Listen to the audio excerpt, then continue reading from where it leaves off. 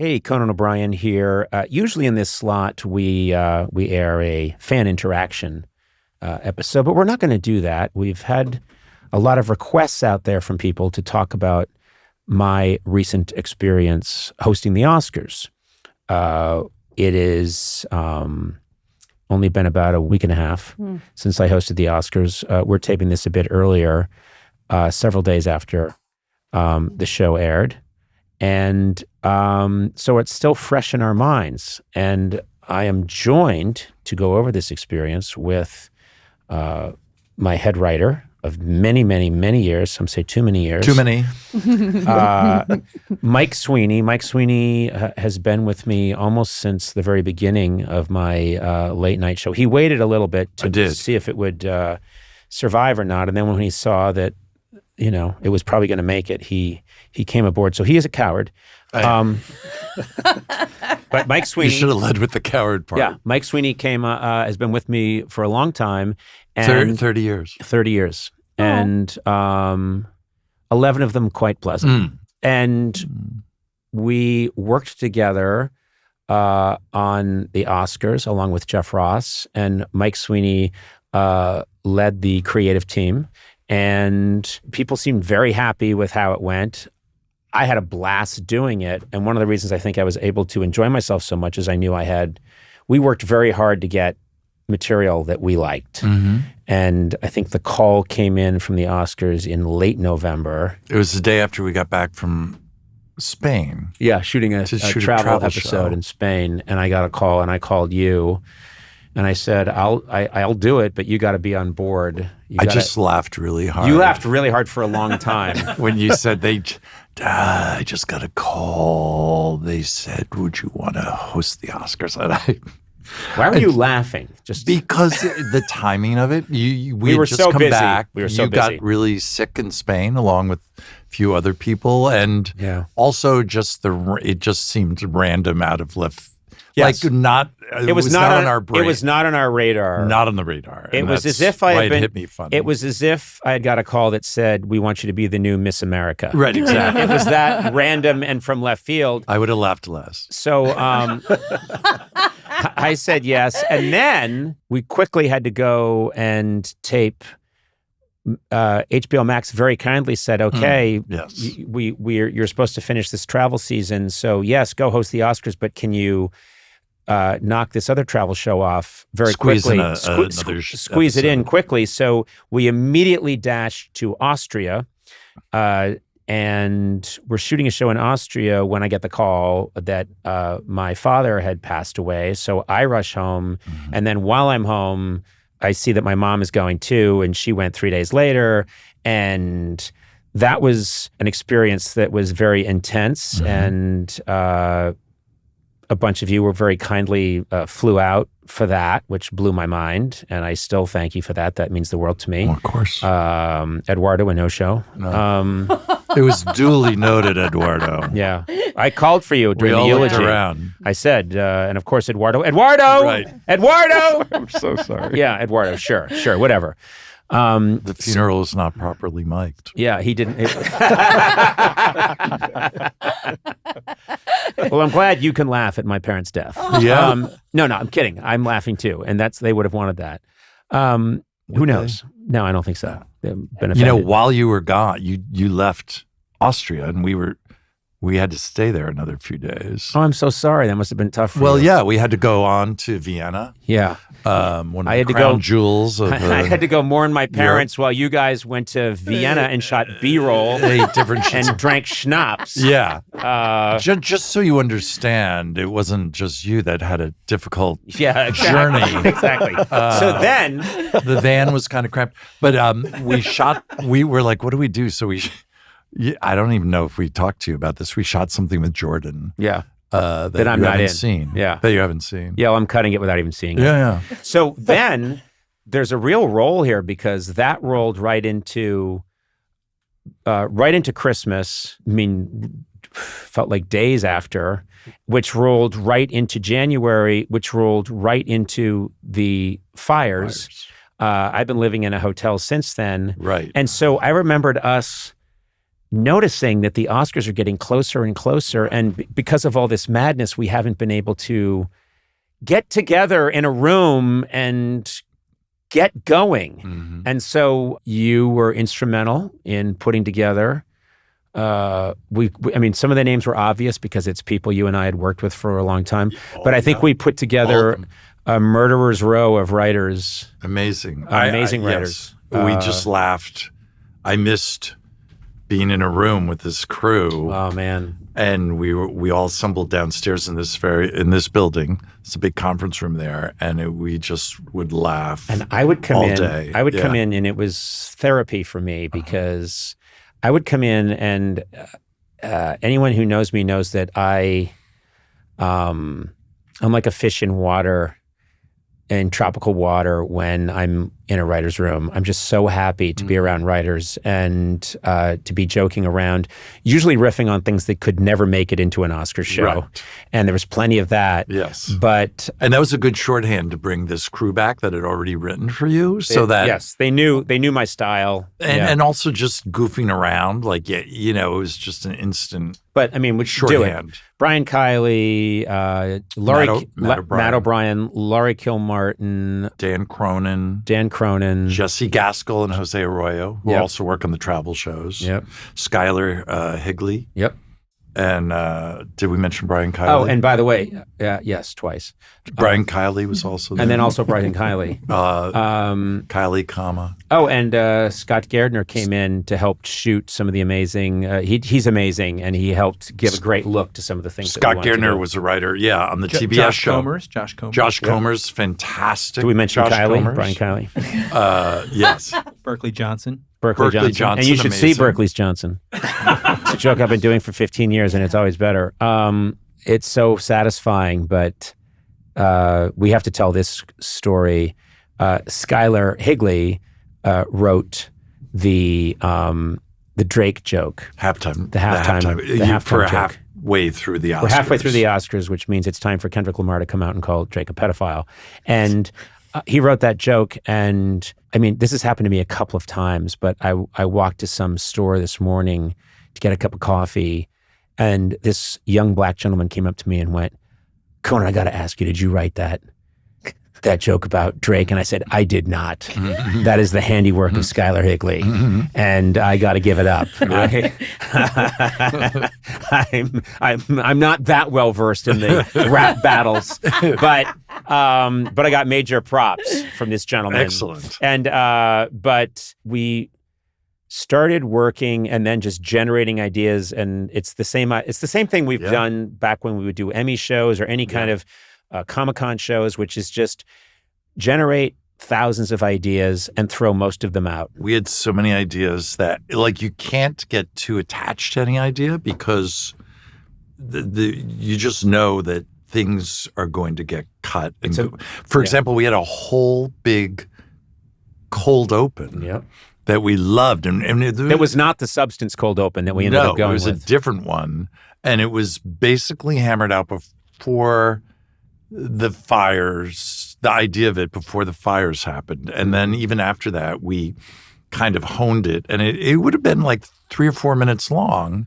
And it was you starting out in Wicked. So you're in a scene. It was the idea that Conan's now going to goof on all the movies. Yes. And so it starts with me, and I'm all green in Wicked, finishing Defying Gravity or one of those songs. Right. And I finish it, and then you cut to the next thing, which is Gladiator, and clang, clang, clang with swords, and then you see that I'm a gladiator, but then you notice that I'm still green.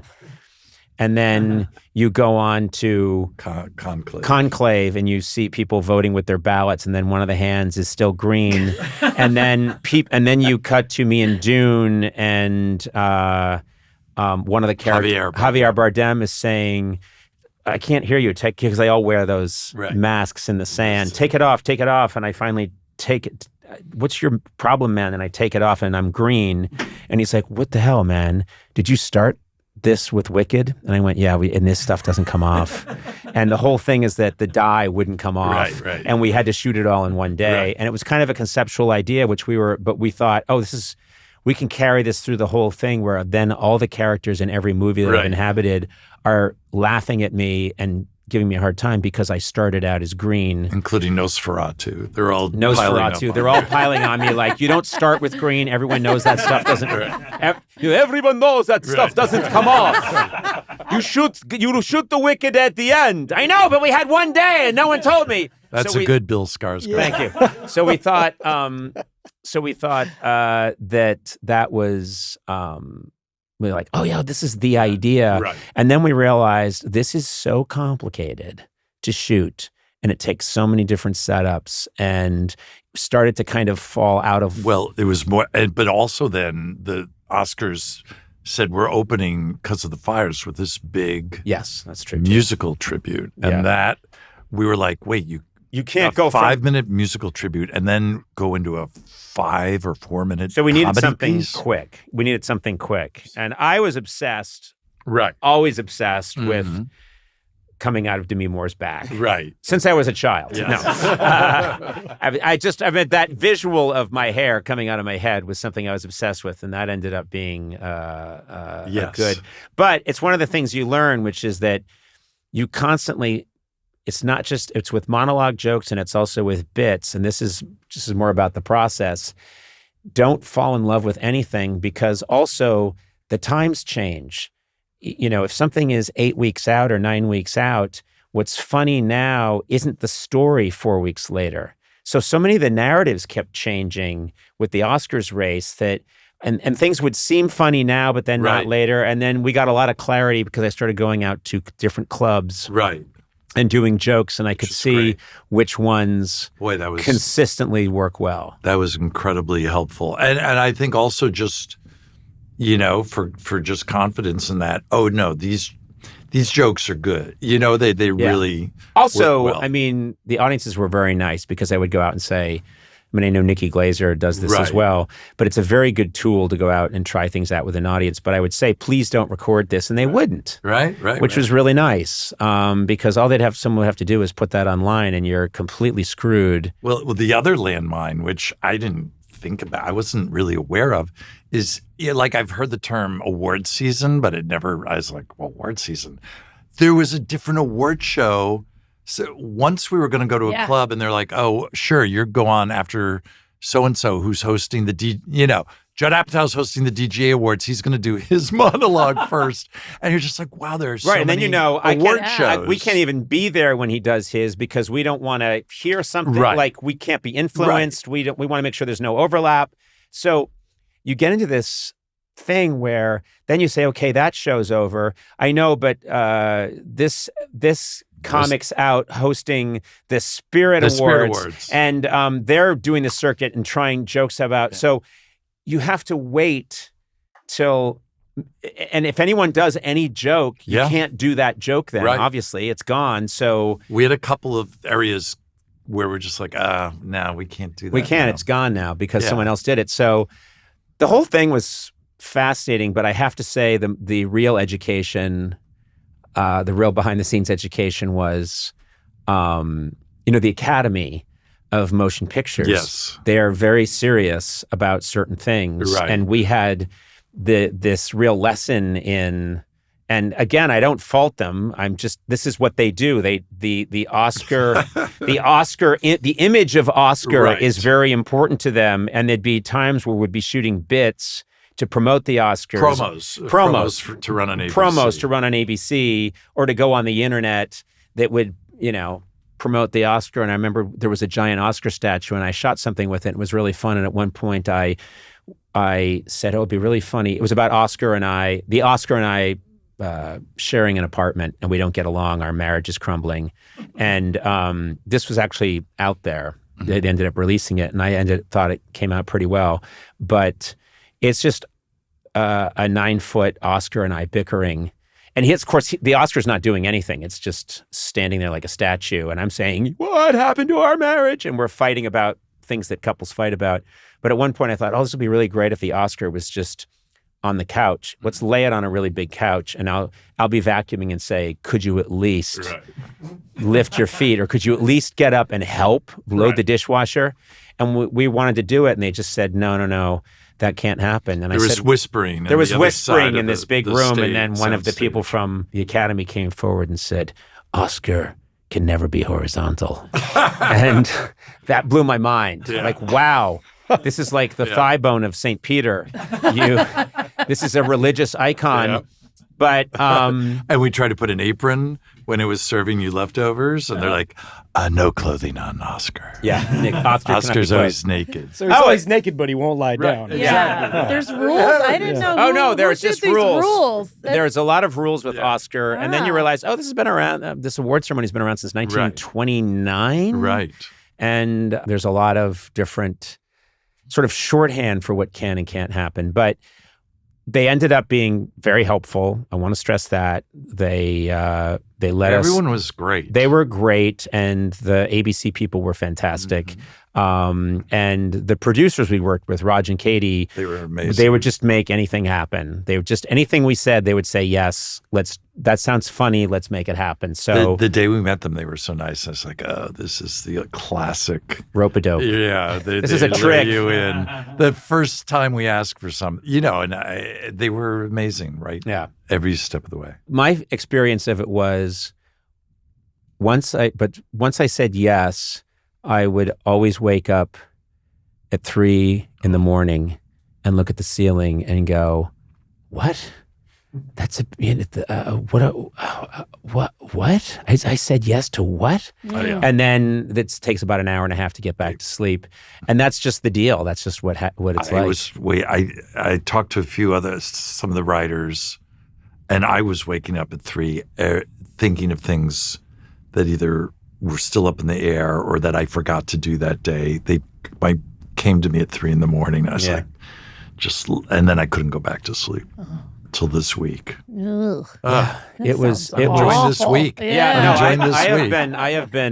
I refuse to, we finished, it's now Friday. Sunday night was the show, and it's been, my wife is just, I am horizontal all the time. I'm glad, I know Oscar can't be, She but doesn't like you horizontal. yeah, never has. But the response was really lovely. And then but the thing I keep going back to is what I miss most about it is the lighting. It's the best lighting I've ever had. It's the best lighting I ever will have. And it's Bobby Dickinson and Noah Mintz. Yeah. And they were like looking at my face and touching little dials and adjusting things during the rehearsals. And they also adjusted my face manually. But I'm sorry. I swear to God, I looked at myself in a monitor at one point in rehearsal, and I'm like, who's that guy? It's not me. Yeah. And I know online people were speculating, did Conan get some work done or something? He's like, yeah, it's called lighting. It's called lighting, which, by the way, if you've checked out the podcast, this is not Oscar lighting. Yeah, and pretty good. And also, we do these travel shows, and I'm always my brand of comedy has always been, hey, this could be really funny. Let's just go do it. Right. And we shoot it with no thought towards lighting, or I'll run into a 7-Eleven and do something. It's a documentary cruise style. It's a documentary cruise style, as if it were a war zone. Right. So I always look like, Right.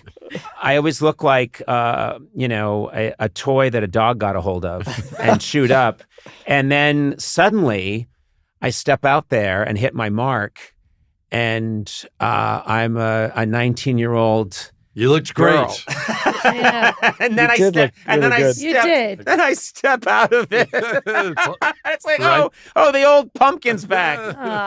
Boo. That's an intimidating room to be up on that stage and looking at all those people. Must have been. I think it was- You were in the audience. So what I was was. that? Yeah, what was it that like in the audience? Were you scared for me? Yeah, I was really. You can say it. I know I was a little nervous for you, and Yeah. it was weird not to work it. It's one of the those big events that I would normally have worked. I didn't work at the event. You brought tack. I brought tack, and we were sitting next to Kurt Russell and Goldie Hawn. my Oh, God. wow. Wow. What was that like? We were behind the complete unknown They are so cast. They are so much fun. Yeah, we were in the 4th row. Ariana Grande and Cynthia Erivo were just a few rows ahead of your us. seats were much better than I said they these are not the seats. I know. I think you made a mistake. I think I did. I do. I really think you made a mistake. Yeah. And I just didn't move the whole time because I was like, I can't draw attention. And also, if you leave this seat, someone's going to take it from you. Yeah. And also, every time you would come up, Tack would be like, yeah, Conesy. And I'd be like, stop talking. You can't do that here. It's the Oscars. Who sat behind you? Behind Oprah. Oprah sat. Oprah. Oprah. Better Sat seats in than the row Oprah. behind us. Better seats than Oprah. Oprah. Yes. Oprah Winfrey had to look through your big hair to try and see who had won an Oscar. Oh my God. How did that happen? So, Erica Brown was there as well, who works on the show. And I was like, we have to get you to meet Oprah. So we were following her. And I've introduced Erica Brown to former First Lady Michelle Obama twice. Yeah. And she's from Jackson, that should count Mississippi. as an Oprah. Everybody back home is just like, oh my God. And so, I was like, we'll just walk by her and I'll like push you into her. Just like, oh, that's a good idea. Shove you into her. Yeah. And you were telling Tack to be quiet. So what did you do? We so were what happened? following Oprah, and then she just disappeared. Yeah, and I think she went out like a special exit. Well, she has trapdoors installed. Yes. Before she goes, people show up and install trapdoors. Yeah. She helped design that. But it was really exciting to just be there in the audience watching you and just like hearing the jokes for the first time. Right. I mean, it was awesome. It was really, really cool. And everybody around was talking about how great you were doing. It was fun. It was a lot of fun. It was, but to have, also to have an orchestra. Yeah, you get spoiled amazing. Between the lighting and an orchestra and a high. That's the first time they put the orchestra that was high, cool. right? Yeah, wasn't that a great amazing. idea? That was so incredible. Cool. Yeah. It was really cool. And they had a trapdoor, an Oculus that opened to reveal the orchestra up on the. Yeah. It was neat. Yeah. And they had a Bond tribute for no good reason other than I assume it was for you. Yeah. Matt Well, Gourley. I have some notes. Let's hear it.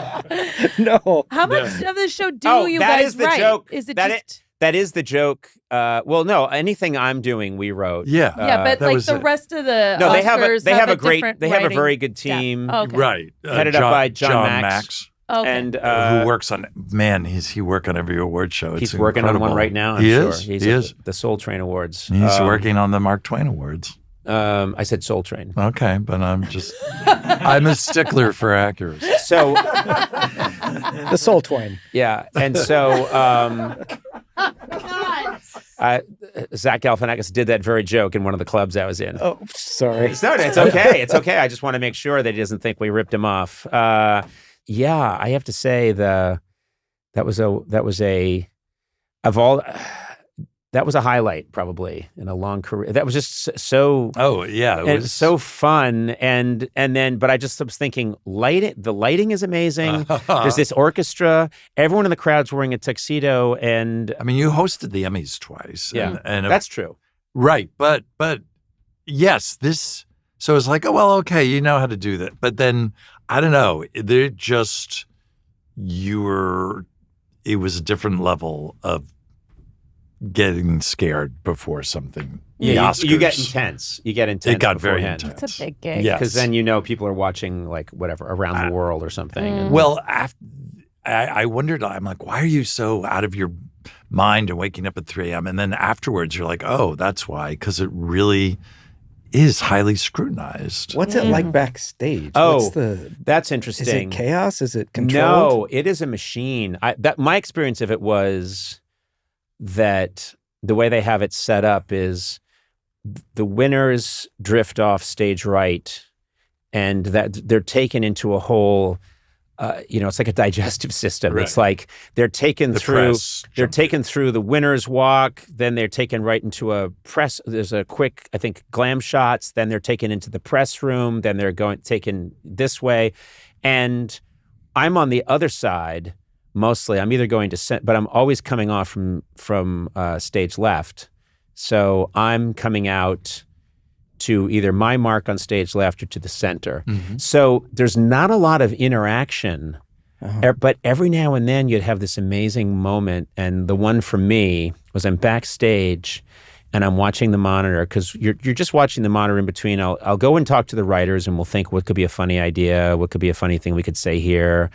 We were constantly trying to think of what's something that could come up, what's happening in the show and what can we comment on. Every now and then there's not much to do. We know which the next joke is. It's not for 10 more minutes.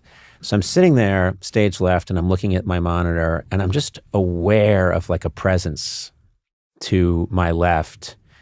And I kind of just look over and it's this guy, and I immediately see that it's Mick Jagger, and who I've never met. Oh. And Mick Jagger looks at me and he starts nudging me.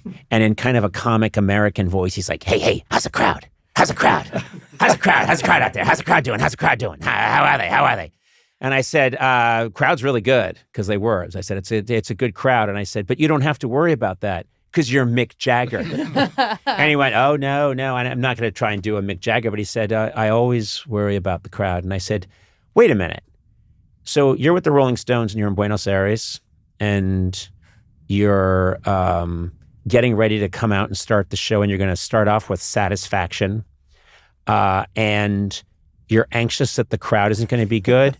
And he said, oh, no, definitely. I wear an earpiece and I listen to the crowd, and sometimes I can tell the crowd isn't quite there yet. And I have to give it a little extra up front. And I was so relieved, because I realized obviously he's 35 levels beyond me, but nothing ever goes away. Meaning I've had many people give me a hard time because I'm at a small gathering and I'm supposed to get up and give a toast, and Liza can tell I'm anxious and I'm getting worked up, and I'm looking around the room to see, is this a good room? And she's like, it's a dinner party. What are you doing? And I'm like, it just never goes away. You're always worried about that stuff. And to hear that Mick Jagger, who's, I believe, 81, the front man for the Rolling Stones, Oh my God. is asking people, asking me, how's the crowd? You think I'll be all right out there? I don't know. It's going to be touch and go for you, Mick. How's the lighting? Yeah, exactly. Yeah. But I was kind of intimidated because I didn't know what he would be like. He was incredibly nice. He said to me at one point, oh, and by the way, we've never met. And I'm like, how do you know you've never met me? Isn't your life just a blur of occasionally an orange person comes by? He was lovely. He was great and funny and thoughtful. And I had a great exchange with him. And then I knew I need to end this. Like, don't hang on too long. So I said, well, anyway, wonderful, lovely. It was very nice to meet you too. And I walk away, and I think Ruthie has me walking away from him. Oh. And I saw that Ruthie was filming it, and I just walk up and go like, okay, that just fucking blew my mind. Yeah. That was fucking cool. That's pretty crazy. Back into the tent with the writers. Yes. That'll cool you down. Were you guys in a tent? It's kind of a black duvetine kind of roped off area. And we had monitors, and we had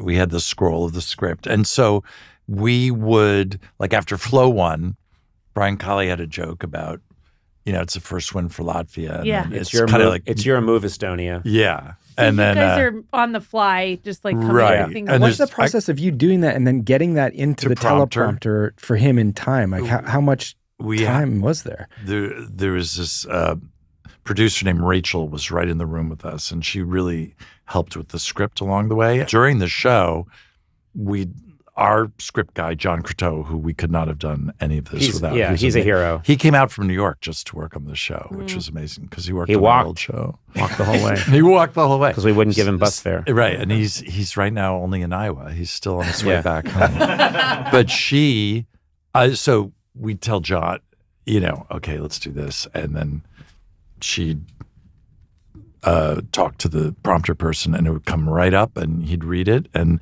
be like, "Get it? Okay, you've got 10 seconds to get out there." There was one a couple of times, yeah. There was a moment that I was happy about, which is I don't know if we're backstage, but it's very just before the show, and we see Timmy Chalamet coming in, Right. And he's wearing a bright yellow outfit. It was a red carpet coverage. Red carpet coverage. In your dressing room. And he's wearing this suit that's just bright. Like creamsicle yellow. Mm-hmm. And I said, well, he won't get hit driving his bike at night. And people around me were like, that's funny.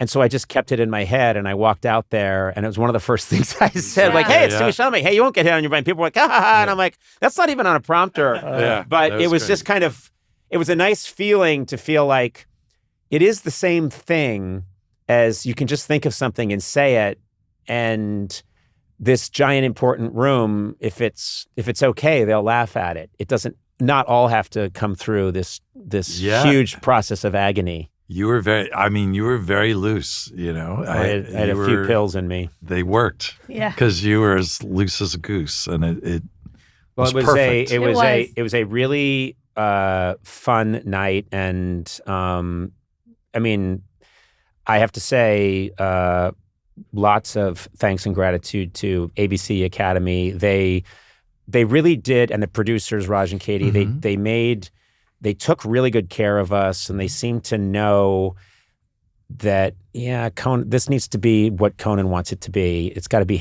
in his voice. They were very good about that. And everyone was very supportive. Yeah. Michael Bearden, the conductor, the musical director. Great, who worked out the song with me. He was great. He was a great collaborator, right? That's a guy that worked with Whitney Houston and Michael Jackson. And I mean, the list of people he's worked with is insane. So I had huge moments of inadequacy saying, I want to sing this song. And he would sit down at the piano and bang it out. And we'd be like making it up and thinking, wouldn't you rather be working with a real musician? Right. He would transpose the key on the spot. Like, okay, well, let's try D flat. D flat. Yeah. It sounds like you're a D flat. Right. And but there were so many fun things. Like, we've always liked, the sensibility has always been, we love puppets and silliness. Right. So we got obsessed with Sandworm. We early on. And then part of the show. I kept putting off ordering it up. I'm like, is this, we're going to have a sandworm? First, the sandworm was sitting in the audience, and I'm like, all right, a sandworm. And then there was one idea where the sandworm comes out with an envelope. And we were like, no, how are we going to get, it's not going to move. Yeah. And then we realized that it was going to come down upside down and talk to you. And it was going to have lines. And so there's a whole... There's a whole lifeline to these things. There's a whole evolution. And then finally it became clear Sandworm needs to be in the orchestra and needs to have gone to the Berklee School of Music. Who played the Sandworm? It was a guy who does creature acting. Oh, wow. So but also, crucially, from our team, the gentleman, the artist who dresses me and who... Scott Cronick, who's been with me for years, who I married. You married on television? Yeah. On television. Yes. In New York. He and his partner in New York. You officiated the wedding. Is that right. You're not married But I also was married to him for a while. That for a while. And then Liza found out and the whole thing went south. That enhanced your own marriage. Exactly. But he built the Sandworm, and... In 3 days. He built it in 3 days. And so... It was behind the harp, but then we had different ideas for who should be behind the piano, and it wasn't quite working out. We couldn't quite figure it out. And then finally it occurred to us the Sandworm should be the person on the piano. And then if Sandworm can show up again on the harp as a callback. That happened like the day before the Oscars, we realized. I think it was the day before. We realized Friday. It was that Friday that, yes, Sandworm should come out on the piano first and then show up later on the harp because he's a multi-instrumentalist. That's important. But when he came out, the first time we rehearsed that song, rolled out on the piano, it was such a great reveal. Such a great, almost as dramatic as you coming out of Demi Moore's back. It was just like, whoa, that's a great tableau. Because you're singing in the foreground and there's this... A worm is pounding away at the keys. Yeah, it was like, okay. But Scott Cronick designed the costume, and then at the end of the show, before the show was even over, I think someone from the Academy said, we'd like to keep the Sandworm. Like because they have a museum. Oh yeah. So great. So I don't know if it's ever going to happen, but if you go to the Academy Museum, you can see the shark from Jaws. Yeah. You know, you can see the snow globe from Citizen Kane, and there's Sandworm. There's Sandworm from the 97th Oscars, ruining the museum, dragging it all down. I heard they had to get rid of the shark from Jaws to make room for the sandworm. The sandworm. It's priorities, but I think they have the right. The sandworm ate the shark because he's above it in the food chain. We mentioned Scott Gardner. He directed The Substance.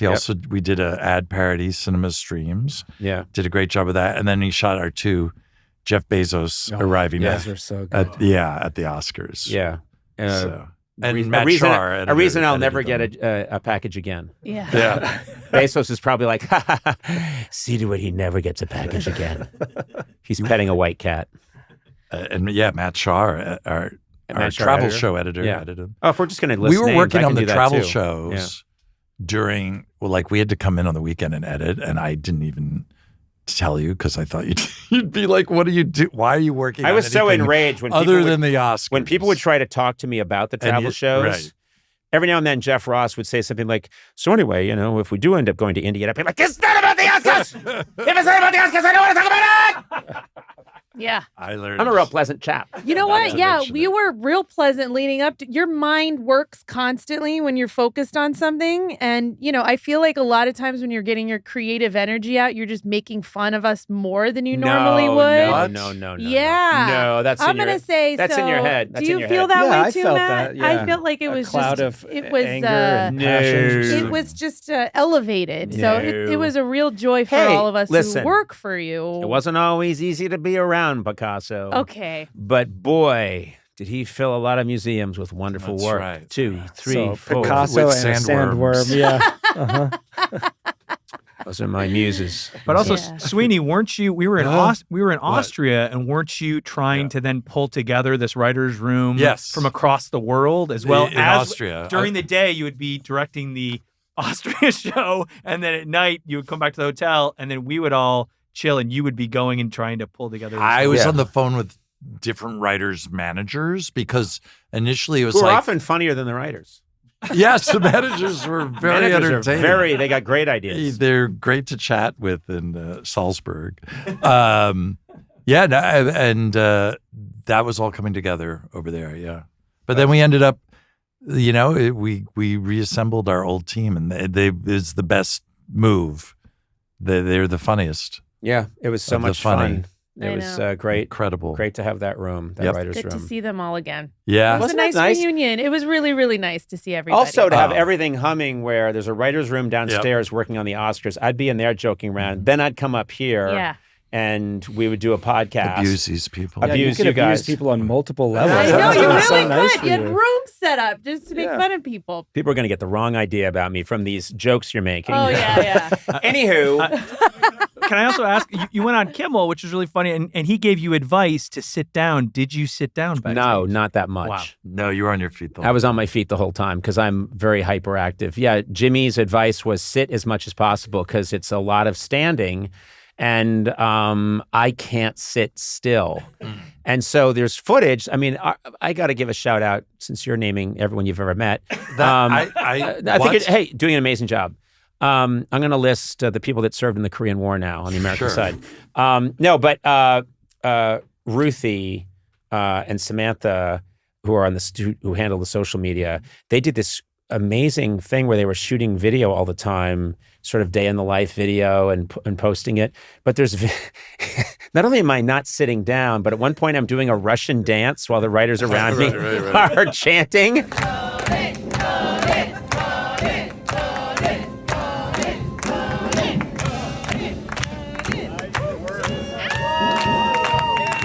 The show is only half over, and I'm expending energy and doing that leg kick dance. And then it's madness, absolute madness. But that's the world I like to live in. Anyway, it was an honor, it was a privilege, it was a thrill, and Mike Sweeney would not have happened without this man. He gets his proper due. No, we'd have found something else. Sure, of course. Very quickly. So the first thing I learned about is everyone's replaceable. What's So next? you better show up to What's work. next? I mean, you've hosted the Emmys. You've hosted Latin the Grammys. Okay. Latin Grammys. Yeah. Come on, Eduardo. You're a real the guy. fit. What do you think? I think you're a perfect fit. I think you'd Your be great Spanish at that. killed during the. Yeah. Sí, es verdad. And you're Hindi and you're Chinese. You're Mandarin. The key to the Mandarin was they were laughing, so they couldn't hear the Mandarin. But anyway, it was a real highlight. But it's also, man, it's nice to have that behind us. Yeah.